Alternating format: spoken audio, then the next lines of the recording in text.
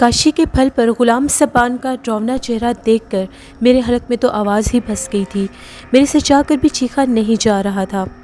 وہ بار بار ڈراؤنے چہرے کے ساتھ میری طرف دیکھ کر ہنس رہا تھا، تبھی کاشی کے پھل کے اوپر سے اس کا چہرہ غائب ہو گیا۔ ایک دم سے میں سوچنے لگا، کیا میرے ذریعے شمائلہ کی کوئی مدد ہو سکتی ہے؟ میرا واسطہ بھی تو ان نادیدہ قوتوں کے ساتھ ہی ہے نا؟ کیا میں شمائلہ کی مدد کر سکتا ہوں؟ ابھی میں یہ سوچ ہی رہا تھا کہ بیل گاڑی پر بیٹھے ہوئے بوڑھے شخص نے ایک دم سے کہا، نہیں، بالکل نہیں، بالکل نہیں، یہ سب فریب ہے، یہ سب جھوٹ ہے۔ جیسے ہی سبزی فروش بابا نے یہ الفاظ بیان کیے، میں ان کی طرف دیکھنے لگا۔ میں نے حیران ہو کر پوچھا، کیا کہا بابا آپ نے؟ کیا کہا؟ لیکن وہ بیل کو ہانکنے لگے اور حیران ہو کر میری طرف دیکھنے لگے۔ میں نے کچھ نہیں کہا، میں بس ایک لمحے کے لیے حیران سا رہ گیا۔ میرے کانوں نے جو آواز سنی تھی، میں نے پورے ہوش و حواس اور عالم میں وہ آواز سنی تھی۔ بابا نے ایک دم سے کیسے انکار کر دیا؟ میں نے پلٹ کر غلام سبان کی طرف دیکھا تو کاشی کے پھل پر اس کی اصل شکل تھی، وہ غائب ہو چکا تھا۔ میں بکھلا کر رہ گیا، یہ سب کیا ہو رہا تھا؟ اس کے نقوش بہت زیادہ ڈراؤنے تھے، بہت بھیانک، دل دہلا دینے والے، عجیب و غریب کام ہو رہے تھے۔ بیل کافی زیادہ اندھیرے میں آگے نکل گئے، تبھی ایک دم سے بیل کے گلے کی گھنٹی بجنا رک گئی اور سبزی فروش بابا نے ایک جگہ پر اپنے بیل کو روک دیا اور یہ کہنے لگے کہ بیل سے اتر کر واپس مت جانا، اسی گاڑی پر بیٹھے رہو۔ تھوڑی دیر کے بعد ہم لوگ بستی میں داخل ہو جائیں گے، اس سے پہلے مجھے نماز ادا کرنی ہے۔ جب تک میں واپس نہ آؤں گاڑی سے بالکل بھی مت اترنا۔ میں چاہتا ہوں کہ تم یہیں پر بیٹھے رہو، میں جب واپس آؤں گا تو پھر ہم لوگ بات کریں گے۔ میں وہیں پر بیٹھا رہا۔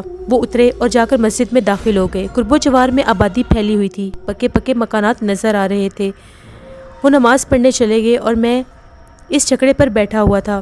اب مجھے کیا کرنا چاہیے؟ میرے دل میں ایک اداسی سی ابھری۔ وہ بزرگ مجھے کہہ کر گئے ہیں کہ میں یہیں پر بیٹھا رہوں، کیا کروں؟ ان پر مسلط ہو جاؤں، خود کو ان کے رحم و کرم پر چھوڑ دوں، ان پر بوجھ بن جاؤں؟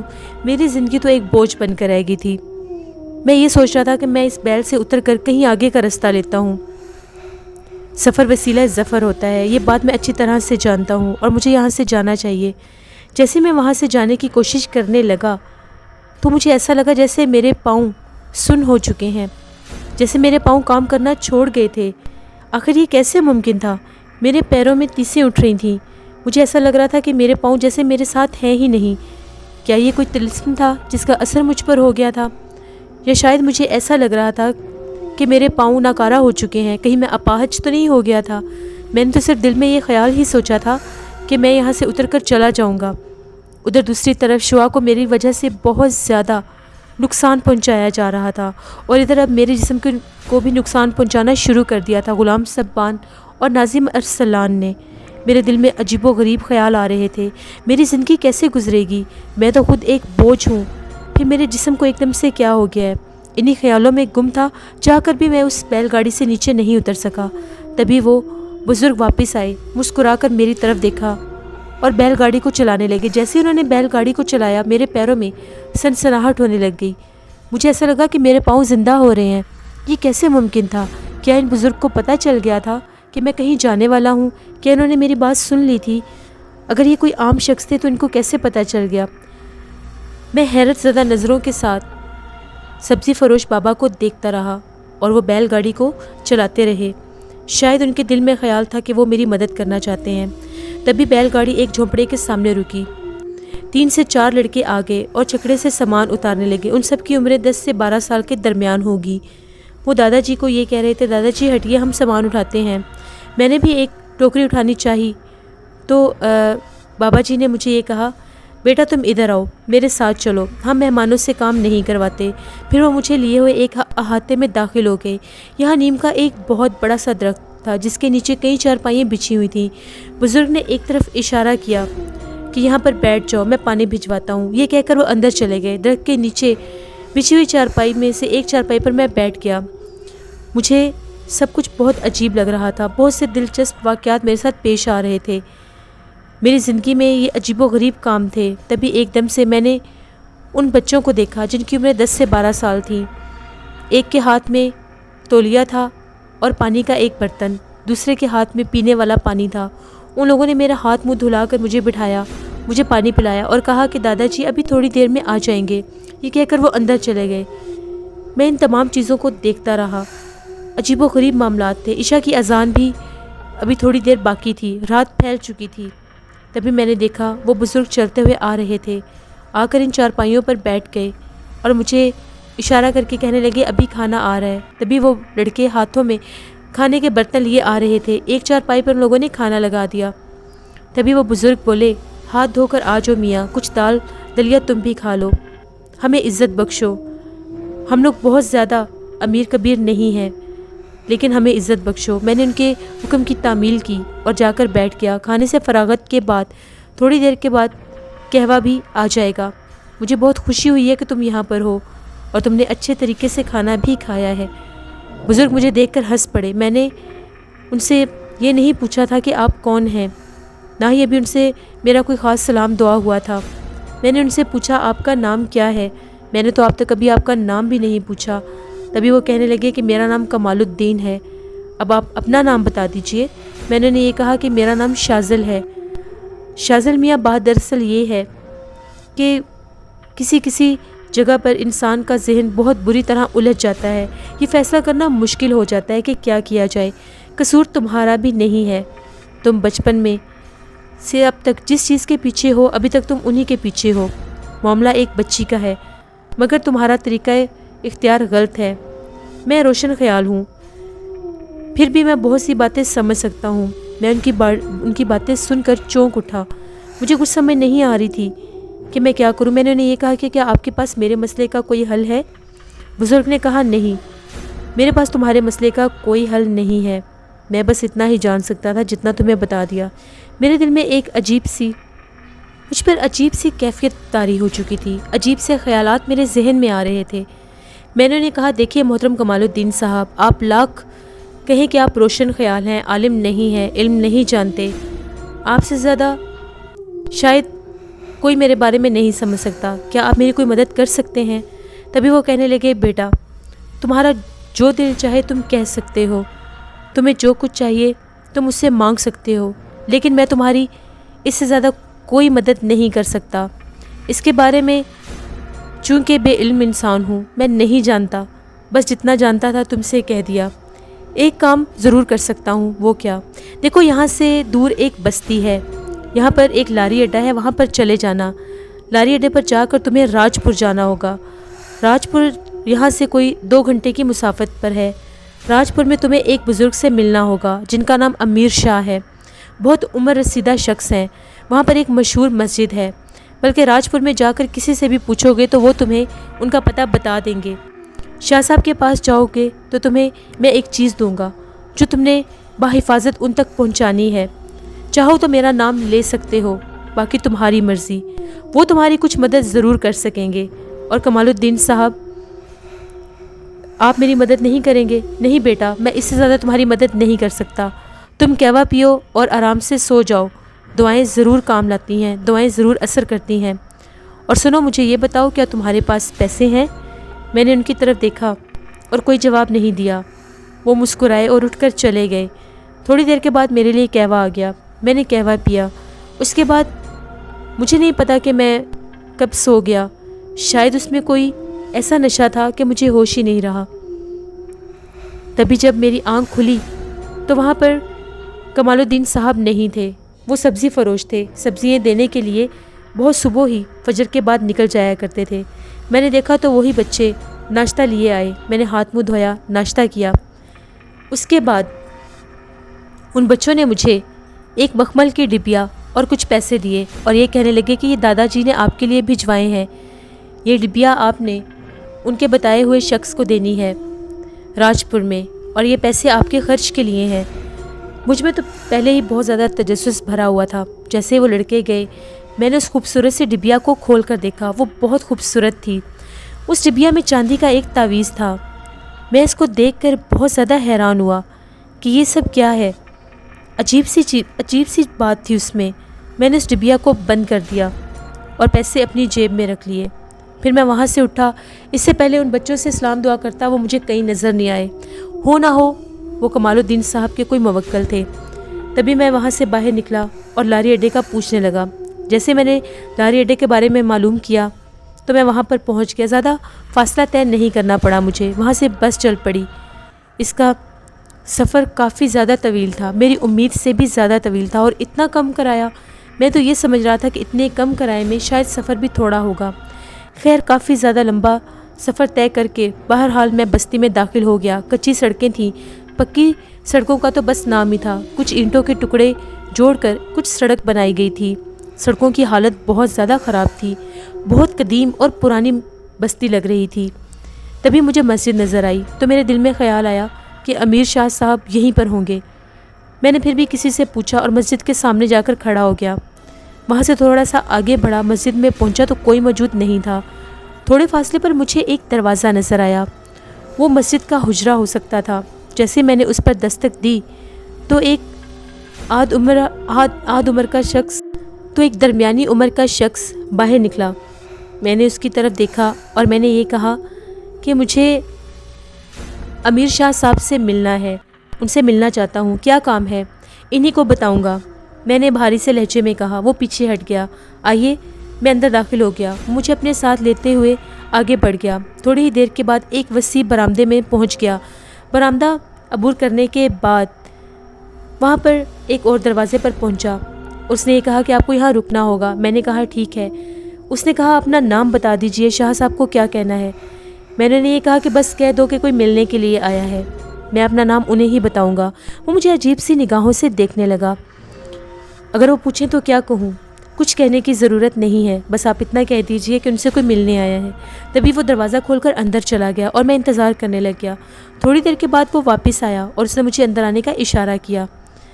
جیسے میں اندر گیا تو وہاں پر میں نے دیکھا، میں نے ایک ڈیوڑی کو کراس کیا، اس کے بعد ایک بہت بڑا صحن تھا۔ اس صحن میں بالکل آخری کونے پر ایک بہت بڑا کمرہ تھا اور اس کے ساتھ کچھ اور بھی کمرے تھے۔ ان کے سامنے ایک چبوترا نظر آ رہا تھا جس پر جانے کے لیے کچھ سیڑھیاں بنی ہوئی تھیں۔ اس پر ایک تخت بچھا ہوا تھا، اس تخت کے اوپر ایک شخصیت بیٹھی ہوئی تھی، دبلا پتلا سا، دراز قد و قامت کا، چہرے پر داڑھی، انتہائی قیمتی لباس پہنے ہوئے، شانوں تک بال بکھرے ہوئے، بڑی بڑی آنکھیں جو پتھرائی ہوئی محسوس ہو رہی تھیں۔ میں ان کے قریب پہنچ کر میں نے انہیں سلام کیا۔ بڑے احترام کے لہجے میں انہوں نے جواب دیا۔ ان کی نگاہیں سامنے تھیں۔ وہ بھاری آواز میں بولے، کون ہو تم؟ کہاں سے آئے ہو؟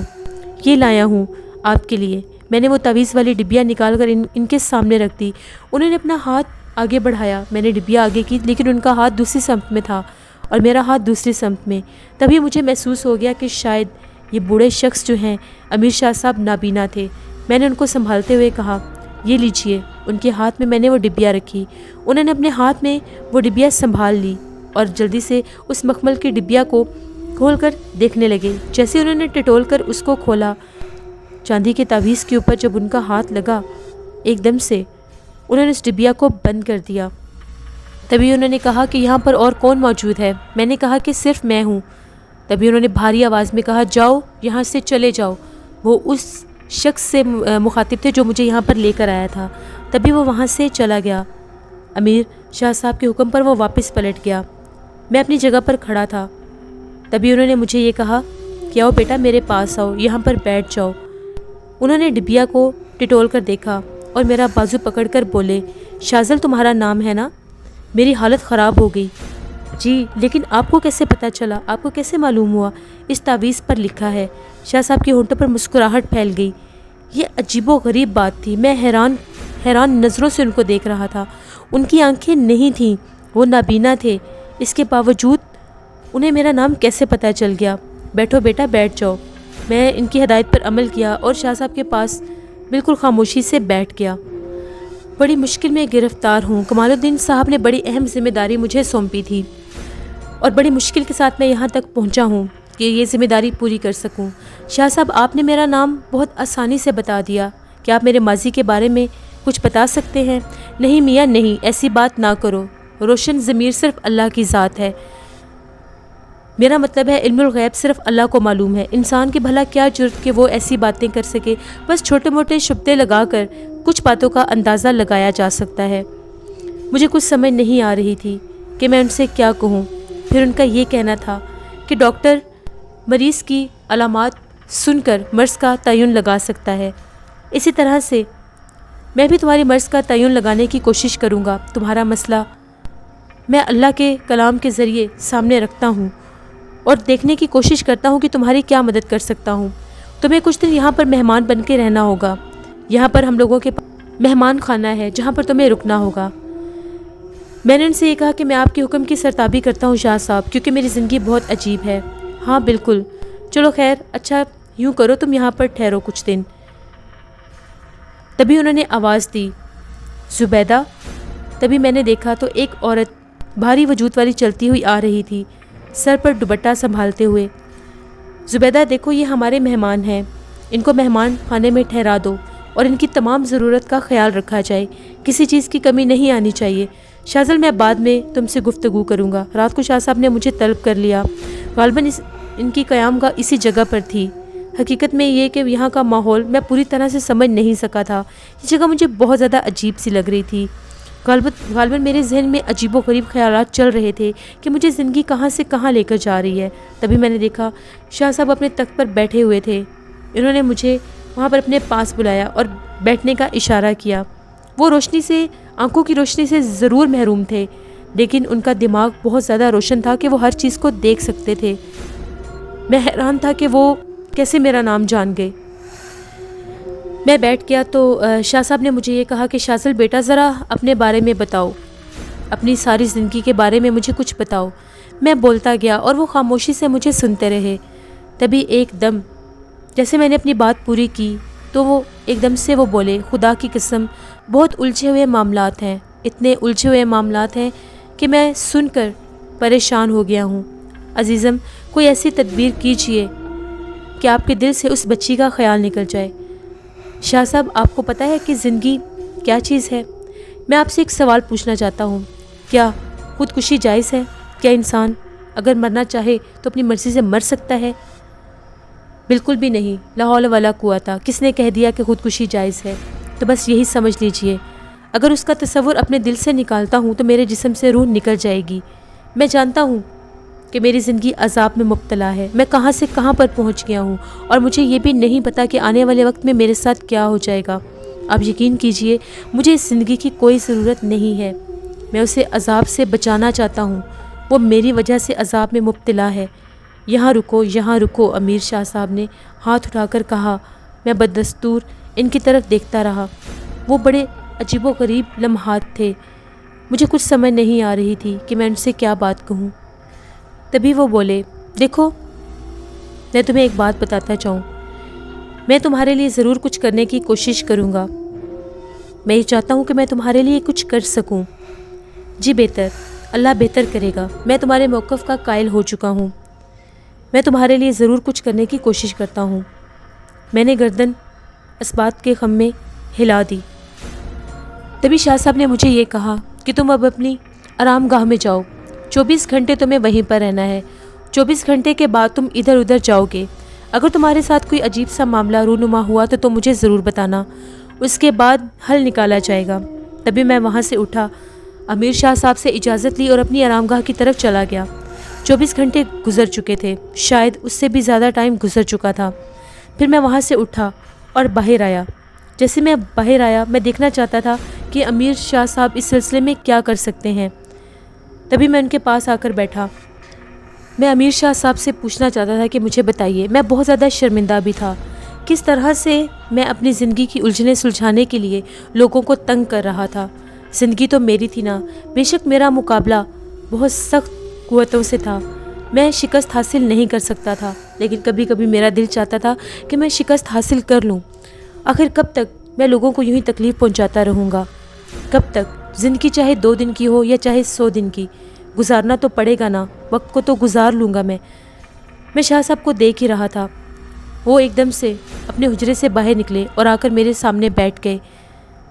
انہوں نے میری آواز پہچان لی، میرے صبر کا پیمانہ لبریز ہو چکا تھا۔ وہ کبھی نہیں ہوگا، میں کبھی نہیں اس کو بھول سکتا، یہ کبھی نہیں ہو سکتا۔ شاہ صاحب، کیا میں آپ سے ایک سوال پوچھ سکتا ہوں؟ کیا میری خبر گیری، میری پرورش آپ پر قرض ہے؟ میری اس بات کا جواب دیں۔ وہ خاموش ہو کر بیٹھ گئے۔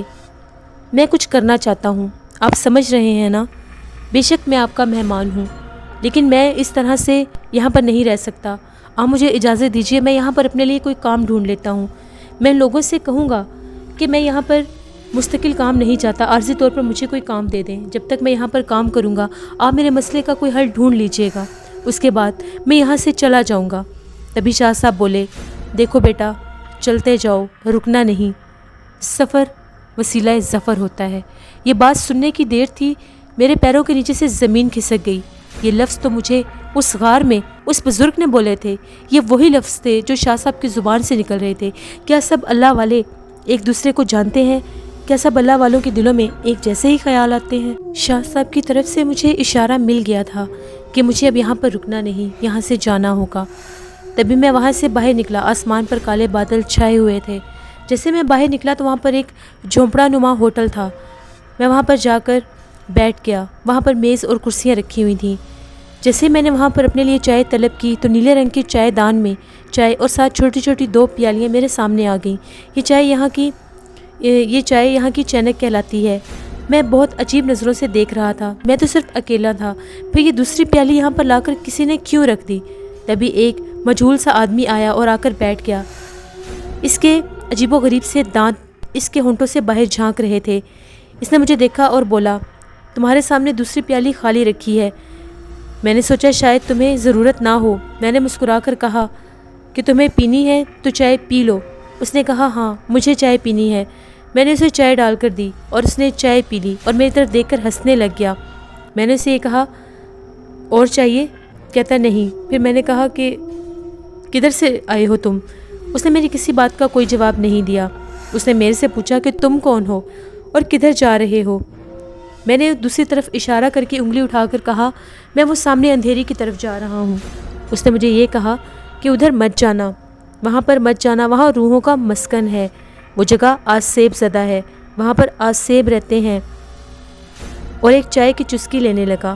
میں اس کو دیکھتا ہی رہا۔ وہ ہندوؤں کا ایک مرگھٹ ہے، وہاں پر کبھی کوئی بھی نہیں جاتا۔ ایک بہت پرانی بات ہے، شاید پاکستان ابھی نہیں بنا تھا، یہاں پر ہندوؤں کا راج ہوتا تھا اور یہاں پر عجیب و غریب کام شروع ہو گئے۔ یہاں پر مردہ ہندوؤں کو جلایا جاتا تھا اور وہ سارے اٹھ کر بھاگنا شروع ہو جاتے تھے اور پھر وہ ان کو دوبارہ سے وہیں پر جلا دیا جاتا تھا۔ میں یہ باتیں سن کر پاگل سا ہو رہا تھا۔ مجھے لگا کہ شاید یہ مجہول سا شخص، اس کا دماغ ٹھیک نہیں ہے جو عجیب سی باتیں کر رہا ہے۔ تبھی اس نے چائے ختم کی، اٹھا، میری طرف دیکھا اور ہنسنے لگ گیا۔ تبھی وہاں سے جانے کے لیے اجازت لینے لگا۔ میں نے اسے یہ کہا کہ جانا چاہتی ہو تو چلے جاؤ۔ تبھی ایک دم سے وہ جانے لگا۔ میں نے پھر پوچھا کچھ اور چاہیے؟ کہتا نہیں، اللہ کا شکر ہے، جو چاہیے تھا وہ مجھے مل گیا۔ تبھی وہ اپنی جگہ سے اٹھ کر آگے بڑھا۔ ابھی میں اس کو دیکھ ہی رہا تھا، میرے اوپر عجیب سی کیفیت طاری ہو چکی تھی۔ وہ مجہول سا شخص ایک دم سے غائب ہو گیا۔ میں اس کو ادھر ادھر دیکھ رہا تھا کہ وہ کہاں گیا، کیا وہ بھی کوئی آسیب تھا؟ مجھے کچھ سمجھ نہیں آ رہی تھی کہ وہ کون تھا۔ تبھی ایک دم میرے ذہن میں شعاع آ گئی۔ میں نے شعاع کا وہ بدنما چہرہ بھی دیکھا تھا۔ نہیں، وہ میری شعاع نہیں تھی جو شمائلہ کے روپ میں میرے سامنے آئی تھی۔ شعاع کی تو آنکھیں ہی اتنی خوبصورت تھیں جو میری کل کائنات تھی، وہ شعاع نہیں ہو سکتی۔ مجھے کچھ سمجھ نہیں آ رہی تھی کہ یہ سب کیا ہو رہا ہے۔ میں پیچھے ہٹنا چاہتا تھا لیکن میں پیچھے ہٹ نہیں سکتا تھا۔ جو لڑکی میرے لیے اتنے ظلم و ستم سہ رہی تھی، بھلا میں اس کو کیسے چھوڑ سکتا تھا؟ زندگی کا کیا ہے، ایک نہ ایک دن تو ختم ہی ہو جانی ہے۔ پھر امیر شاہ صاحب کے لفظ سفر وسیلہ ظفر ہے میرے کانوں میں ابھرے۔ میں وہاں سے اٹھا، چائے کے پیسے ادا کیے اور نہ چاہتے بھی ان اندھیروں کی طرف بڑھنے لگا جن کو ہندوؤں کا شمشان گھاٹ کہا کرتا تھا۔ یہاں ایک عجیب سی بات تھی، شاید یہ پوری آبادی کی گندگی اس طرف جمع کرتے تھے۔ وہاں پر ایک تالاب بھی تھا، بہت زیادہ عجیب و غریب جگہیں تھیں، بہت اونچی اونچی جھاڑیاں تھیں، بہت زیادہ خوفناک منظر تھا۔ اس کو دیکھ کر مجھے احساس ہو رہا تھا کہ شاید یہ بات بالکل سچ تھی کہ یہ جگہ آسیب زدہ ہے۔ وہاں پر ایک پگڈنڈی تھی، اس کے ساتھ ساتھ میں سفر کرتا ہوا کافی آگے نکل آیا۔ مجھے اپنے پاس سے ایک عجیب سی آواز سنائی دینے لگی۔ اس سنسان ویران جگہ پر ایک عجیب سی آواز تھی، میں نے پیچھے ہٹ کر دیکھا تو وہاں پر ایک عورت سسکیوں سے رو رہی تھی۔ مجھے سمجھ نہیں آئی کہ یہ عورت کون ہے جو یہاں پر رو رہی ہے، وہ بھی اتنی رات کو اس آسیب زدہ جگہوں پر۔ پھر ایک دم سے میرے کانوں میں کہکوں کی آواز سنائی دینے لگی۔ کوئی بہت زیادہ زور سے ہنسا۔ اس نے پہلے میں کچھ کہہ سکتا، وہ میری جانب آ کر کھڑی ہو گئی۔ گھنی جھاڑیوں میں ایک عورت کھڑی ہوئی تھی۔ اس کا چہرہ بہت زیادہ عجیب تھا۔ اس کے پاؤں میں گھنگرو بھی تھے۔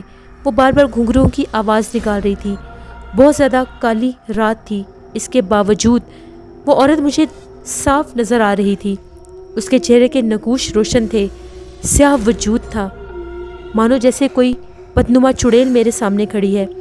میری ریڑھ کی ہڈی تک سرد لہر دوڑ گئی، اس سے پہلے کہیں وہ مجھے جان سے مار نہ دے۔ میں نے اس کی طرف دیکھا اور پوچھا کہ تم کون ہو اور یہاں پر کیا کر رہی ہو؟ اس نے میری کسی بات کا کوئی جواب نہیں دیا۔ ابھی ایک دم سے وہ بولی، تم یہاں پر کیسے آئے؟ تم کون ہو؟ یہاں پر کیا کر رہے ہو؟ یہاں پر انسان نہیں آتے۔ میں نے اسے یہ کہا کہ مجھے زندگی کی ضرورت نہیں ہے، میرا واسطہ بھی ایسے ہی لوگوں سے ہے جو انسان نہیں ہے۔ میں بھی اپنے آپ کو کھوج رہا ہوں، تلاش کر رہا ہوں، کیا تم میری مدد کرو گی؟ جیسے میں اس کی طرف بڑھتا گیا وہ پیچھے ہٹنے لگ گئی۔ وہ چڑیل ہو کر مجھ سے ڈر رہی تھی شاید۔ میں اس کی طرف بڑھتا گیا۔ میں نے اسے یہ کہا کہ سنو، میری بات سنو، میری بات کا جواب دو، کیا تم میری مدد کرو گی؟ رکو، رک جاؤ۔ تبھی میں نے اس کو تالاب کی طرف جاتے دیکھا۔ ایک دم سے میں اس کے پیچھے بڑھا، لیکن وہ غائب ہو چکی تھی۔ وہ کہاں گئی؟ ایک دم سے غائب ہو گئی۔ وہاں پر مجھے ایک بہت بڑا تالاب نظر آیا۔ عجیب و غریب جگہ تھی وہ۔ میں وہاں پر آ کر کنارے پر کھڑا ہو گیا۔ چاروں طرف میں اس کو دیکھتا رہا، مگر وہ کہیں نہیں تھی، وہ غائب ہو چکی تھی۔ اگر وہ چڑیل مجھے مل جاتی تو شاید وہ میرا کوئی کام ہی کر دیتی، لیکن پتہ نہیں وہ کہاں چلی گئی۔ میں اس کو آوازیں دیتا رہا، ادھر ادھر دیکھتا رہا۔ بڑے بڑے گھنے درخت اس تالاب کے اوپر پھیلے ہوئے تھے۔ میں وہیں پر بیٹھ گیا۔ ابھی میں وہاں پر بیٹھا ہی تھا تو ایک دم سے مجھے اپنے پاس سے عجیب و غریب آواز آنے لگ گئی۔ ایسا لگ رہا تھا کہ کسی کے حلق سے لرزتی ہوئی آواز نکل رہی ہے، کوئی ہے، کوئی ہے، دیکھو میرا آدھا جسم غائب ہو چکا ہے، دیکھو میری مدد کرو، میرا آدھا جسم غائب ہو چکا ہے۔ تبھی میں نے دیکھا تو تالاب کے کنارے کے اوپر ایک چہرہ ابھرا۔ میں اس چہرے کو غور سے دیکھنے لگا۔ مجھے اس سے بالکل بھی ڈر نہیں لگ رہا تھا، شاید یہ بھی کوئی آسیب ہی تھا۔ جیسے ہی میں اس کے قریب گیا، اس کا پورا وجود تھا، اس کا پورا دھڑ تھا، لیکن وہ بار بار یہ کہہ رہا تھا، میرا جسم آدھا ختم ہو چکا ہے، میرا جسم آدھا ختم ہو چکا ہے، میری مدد کرو۔ میں نے اسے یہ کہا کہ اوپر اپنا چہرہ اوپر کرو، تم کون ہو؟ نہ جانے کیوں اس کی آواز کچھ جانی پہچانی لگ رہی تھی۔ جیسے اس نے اپنا چہرہ اوپر کیا، اس تاریک رات میں بھی اس کا چہرہ نظر آ رہا تھا۔ وہاں پر ایک عجیب بات تھی، وہاں پر اتنی تاریک رات تھی، اس کے باوجود وہاں پر چہرے روشن تھے۔ جیسے میں نے اس کو دیکھا، میرے جسم میں تو جیسے جان ہی نکل گئی۔ وہ چہرہ جو تھا وہ میرا جانا پہچانا چہرہ تھا، بھلا میں کیسے بھول سکتا ہوں؟ وہی خوبصورت نین نقش، وہ حسن تھا۔ حسن کے ساتھ یہ کیا ہو گیا؟ وہ حسن تھا۔ میں نے اس سے پوچھا، حسن تمہیں کیا ہو گیا ہے؟ تم تو بہت زیادہ خوش مزاج انسان تھے، شمائلہ کا بھائی حسن۔ وہ چیخ چیخ کر یہ کہہ رہا تھا، نہیں، کیا میں حسن ہوں؟ مجھے نہیں پتا میں کون ہوں، دیکھو تو میرا آدھا دھڑ غائب ہو گیا ہے، انہوں نے میرے جسم ختم کر دیے، پہلے میرے پاؤں کاٹے، پھر میرا دھڑ کاٹ دیا۔ حسن ہو تم، دیکھو میری طرف، تمہیں کیا ہو گیا؟ تمہارا پورا جسم موجود ہے۔ میں شاذل ہوں، تمہارا دوست۔ کون شاذل؟ میں کسی شاذل کو نہیں جانتا۔ دیکھو حسن، میری طرف دیکھو، میں تمہیں بار بار کہہ رہا ہوں تمہارا جسم موجود ہے۔ میں نے اسے سہارا دے کر کھڑا کیا۔ جیسے ہی کھڑا کیا وہ کانپنے لگ گیا، وہ حیرت سے اپنے جسم کو دیکھ رہا تھا۔ ہاں سچ میں میرا جسم موجود ہے، میرا جسم موجود ہے۔ ایسا لگ رہا تھا کہ شاید اس کو سب کچھ یاد آ رہا ہے۔ تبھی اس نے میری طرف دیکھا اور کہنے لگا، شاذل تم نے مجھے پہچان لیا؟ تم یہاں پر کیسے آ گئے؟ دیکھو میرا کیا حال ہو گیا ہے، دیکھو ہمارا کیا حال ہو گیا ہے، ہماری زندگی بد سے بدتر ہو گئی ہے۔ تمہارے جانے کے بعد ہم لوگوں پر حقیقت کھل گئی تھی کہ تم بے قصور تھے، تم نے شمائلہ کے ساتھ کچھ بھی نہیں کیا تھا، شمائلہ اپنے کنٹرول میں نہیں تھی، شمائلہ عصبی قوتوں کے بس میں تھی تو تمہاری طرف آ گئی۔ ہم بہت شرمندہ تھے، تمہاری وجہ سے دادا ابو بھی بہت زیادہ بیمار ہو گئے، یہاں تک کہ میرے والد صاحب بھی بہت زیادہ پریشان تھے کہ ہم نے اتنے اچھے لڑکے کے ساتھ یہ سب کیا کر دیا۔ ہماری حالت بہت خراب ہو گئی ہے شاذل، ہم در در بھٹک رہے ہیں، شمائلہ کی حالت بہت زیادہ خراب ہو گئی تھی۔ ہم نے بہت زیادہ کوشش کی کہ شمائلہ کو اس دربار تک لے جا سکیں۔ جیسے ہی ہم لوگ شمائلہ کو دربار پر لے جانے کے لیے اس راستے پر نکلے، مزار شریف کے راستے سے ہمیں کسی نے بھٹکا کر راج پور کے راستے پر ڈال دیا۔ وہ وہی شیطانی جن تھا جو شمائلہ پر حاوی تھا۔ اس نے ہمیں مزار تک جانے ہی نہیں دیا۔ جب ہم لوگ یہاں پر آئے تو یہاں پر ہمیں کچھ سمجھ نہیں آئی کہ ہم لوگ کہاں پر پہنچ گئے ہیں۔ بہت زیادہ سیاہ کالے مینار تھے۔ لوگ یہ کہتے تھے کہ یہ جگہ جو ہے گج راج مہاراج کی ہے، یہ ہندوؤں کا ایک علاقہ تھا۔ شمائلہ کو وہ جنات اپنے ساتھ لے گئے۔ شمائلہ ہم لوگوں کے درمیان سے غائب ہو گئی۔ ہم اس کو پاگلوں کی طرح ڈھونڈ رہے تھے۔ ہم لوگوں نے وہاں سے ہندوؤں سے مدد بھی مانگی۔ گج راج مہاراج جو تھا وہ ایک بہت بڑا سادھو تھا جس کے پاس بہت زیادہ قوتیں تھیں۔ لوگوں کا یہ ماننا تھا کہ اس کو 100 سال سے بھی پہلے جنات نے مار دیا تھا، لیکن اس کی روح زندہ تھی۔ ان میناروں کے اندر ایک بہت بڑا مندر تھا جہاں پر گج راج مہاراج کی روح آتی تھی۔ ہم لوگوں نے بہت سے ہندوؤں کی مدد مانگی، ہماری مدد کریں۔ ان کے عقائد کے مطابق اس کی روح وہاں پر واپس آتی تھی۔ ہم نے یہ کہا کہ ہماری مدد کرو، ہمیں گج راج مہاراج کے پاس پہنچا دو، شاید وہ ہمیں بتا سکے کہ شمائلہ کہاں ہے۔ ہم نے بہت مدد کی، لیکن ان پرسرار قوتوں نے مجھے بھی نقصان دیا، مجھے یہاں پر لا کر پھینک دیا۔ دیکھو میرا کیا حال ہو گیا تھا، اگر تم یہاں پر نہ آتے تو شاید میں یہیں پر پڑا پڑا مر جاتا۔ میرے والد صاحب اور دادا جان کا مجھے کچھ پتہ نہیں وہ کہاں پر ہیں۔ شاہزادہ ہم در بدر ہو گئے ہیں، ہم در بدر ہو گئے ہیں۔ ہم نہیں جانتے شمائلہ کہاں پر چلی گئی ہے۔ میری بہن کھو گئی ہے۔ جب میں نے سنا کہ شمائلہ کھو گئی ہے تو میں بہت زیادہ پریشان ہو گیا۔ مجھے اس کے دکھ کا اندازہ ہو رہا تھا۔ وہ بار بار کہہ رہا تھا وہ جگہ بہت زیادہ خوفناک تھی، راج پور کی وہ جگہ بہت زیادہ خوفناک تھی۔ وہ راج پور کا ایک نواحی حصہ تھا۔ میرے چہرے پر سخت غم کے آثار نمودار ہو گئے۔ ان کا گھر تو میں دیکھ کر آ چکا تھا۔ ان لوگوں نے میرے ساتھ بہت اچھا سلوک بھی کیا تھا۔ وہ تو ایک غلط فہمی تھی جس کی وجہ سے مجھے وہاں سے نکلنا پڑا۔ میری بدقسمتی ان کے بھی آڑے آ گئی۔ یہ لوگ تو خود قسمت کے مارے ہوئے تھے۔ تم فکر مت کرو، میں نے تمہیں کہا نا ہم شمائلہ کو ڈھونڈ لیں گے۔ شمائلہ کا ایک نہیں بلکہ دو بھائی ہیں، میں تمہاری پوری مدد کروں گا۔ حسن خاموش ہو گیا۔ اس نے میرے بارے میں کچھ مزید نہیں پوچھا۔ میں نے کہا کہ تم مجھے یہ بتاؤ کہ تمہیں یہ تصور کیسے آیا کہ تمہارا جسم ختم ہو چکا ہے جبکہ تم بالکل ٹھیک ہو؟ حسن نے گردن جھکا کر اپنے بدن کو بغور دیکھا اور پھر بولا، لیکن تمہارے سہارے کے بغیر میں نہیں چل سکتا، مجھے اپنے ساتھ لے چلو۔ ہاں بالکل بے فکر رہو، تم میرے ساتھ ہی رہو گے، میں نے اسے کہا، حالانکہ مجھے بہت عجیب سا محسوس ہو رہا تھا۔ امیر شاہ صاحب ایک دم سے میرے ذہن میں شاہ صاحب کا خیال آیا۔ وہ دل دماغ کے بھی بہت زیادہ امیر انسان تھے۔ میں نے سوچا کہ کیوں نہ میں حسن کو لیے ان کے پاس جاؤں۔ آخر کار طویل سفر طے کرنے کے بعد میں حسن کو لے کر اپنے ساتھ دوبارہ سے وہاں پر آیا۔ یہ بہت زیادہ مشکل کام تھا۔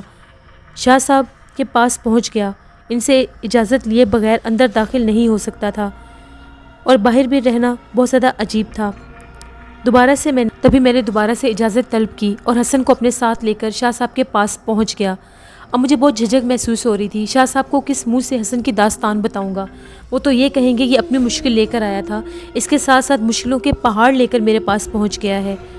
رات ہم اسی جگہ پر رکے، ہم لوگوں نے کھانا بھی کھایا۔